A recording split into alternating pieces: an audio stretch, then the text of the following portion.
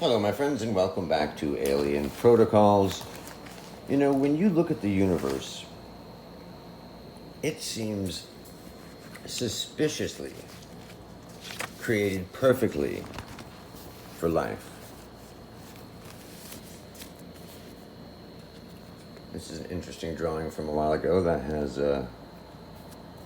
both the diamond shape that's been seen a lot and, the circles within the squares and the squares within the circles.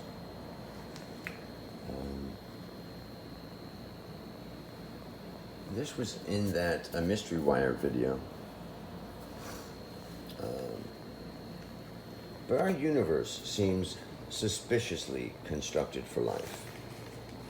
I mean, and efficiently so. And I'm not talking about like the anthropic principle where we just think so because we just happen to be the ones in such a perfect universe for life, but how the universe is spread out, how it's structured. It's so efficiently and leanly created for life. Now we know that life needs, in the most basic context, no matter what it's composed of, whether it's a carbon-based creature or a silicon-based creature, it needs energy and habitat. That's it. Really, it needs energy and habitat.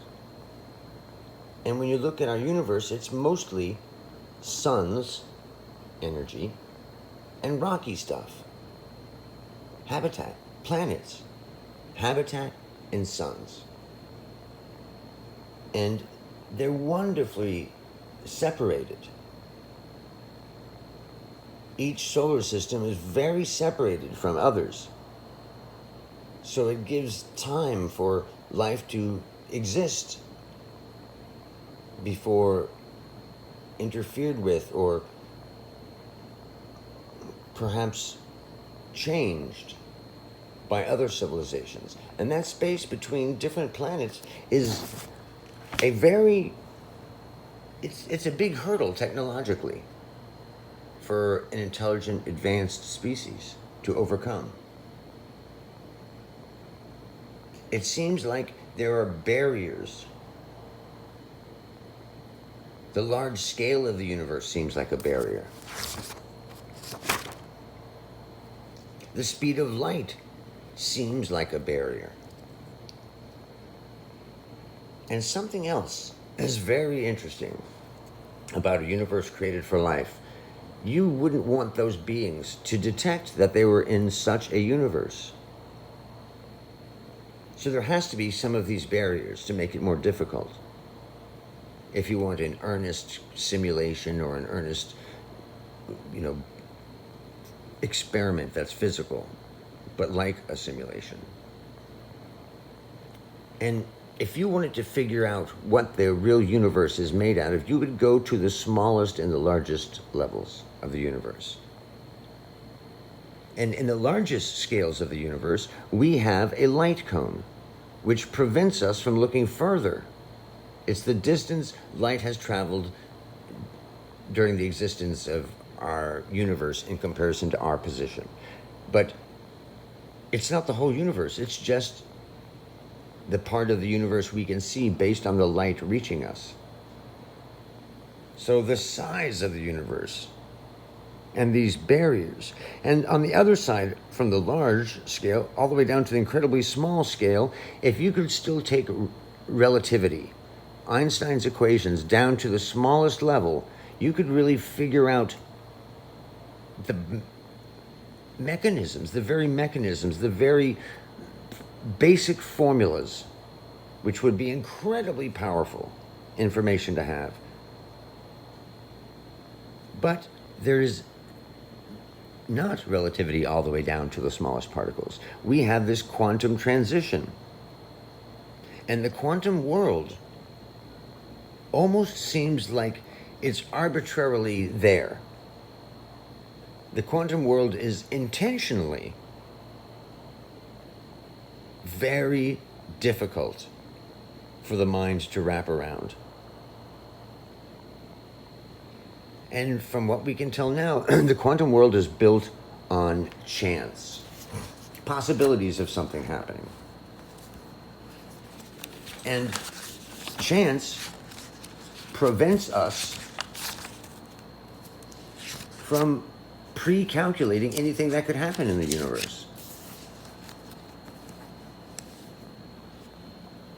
So this quantum scale seems almost intentionally built not to have all the answers from. Because then if we could really strongly alter the universe, and this experiment or this farm, this universal farm for life, would be altered in an unacceptable way if you wanted to see life evolve without being tainted by the fact that it lived in an artificial environment.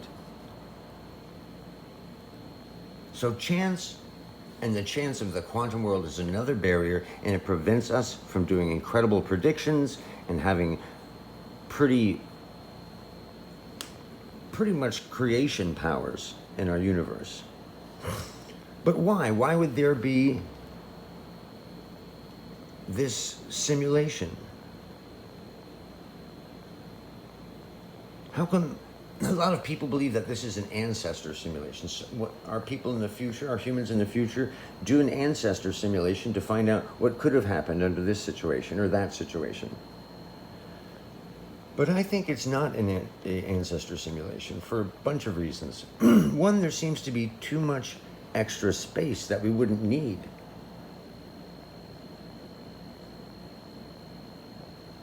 Yes, it's incredibly believable to have a space that's so incredibly large, but it does have barriers like we just went over. The speed of light, our light cone, and the quantum transition. But there's so much space itself. I mean, the sizes are really almost impossible for the human mind to comprehend. So I think that's one reason why it seems excessive to be an ancestor simulation. But also there seems to be so much history, which wouldn't necessarily need to be there. Yes, it would make the people or the beings inside the simulation very convinced that it was not a simulation. But it seems like we have so much extra history. I don't know. What are the proofs that it could be a digital simulation of some kind, or what we can best call, with our puny brains, what we could best call something like a simulation? Well, physicists say the universe is basically digital. There is so many ways that physics and the simulation theory really match. There is even an error-correcting code in the basic physics of space-time. And error-correcting codes are really only found in computers, in search engines, and programs. Other reasons why I think it's a simulation is, and this is more, subjective, is that some things are just unbelievable, are just like wild, wacky coincidences that are just beyond what you would think be even possible. Sometimes I run into people whose actions are so unbelievable, they just seem like no one could be like that. Like Trump, maybe. No, don't write me bad emails from that. But certain things make me feel like it's a weird simulation, and maybe not by our ancestors, something that had a connection to humans, perhaps. Maybe something humans created. So who created this universe for varied life? Well, because we only have our own personal life experiences to view the universe through as humans, we can't rule out the possibility that some aspect of humanity created this universe, something like humanity. Our universe just seems suspiciously odd.